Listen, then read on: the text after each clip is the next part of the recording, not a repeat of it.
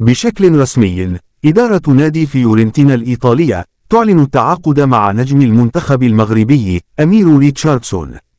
أعلن نادي فيورنتينا الإيطالي اليوم الاثنين تعاقده مع لاعب الوسط المغربي أمير ريتشاردسون قادما من نادي ستاد ريمس خلال فترة الانتقالات الصيفية الحالية.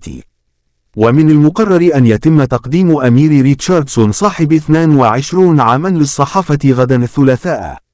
وارتدى اللاعب المغربي المولود في نيس في 24 من يناير 2002 قميص نادي لوهافر خلال بداية مسيرته، وفي موسمه الأخير لعب مع نادي ريمس، شارك في 28 مباراة وسجل 3 أهداف.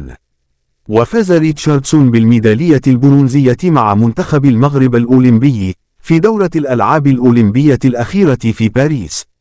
ولم يكشف نادي فيورنتينا عن أي تفاصيل مالية تتعلق بهذه الصفقة، لكن بعض التقارير الصحفية أشارت إلى أن قيمة الصفقة حوالي 10 ملايين يورو.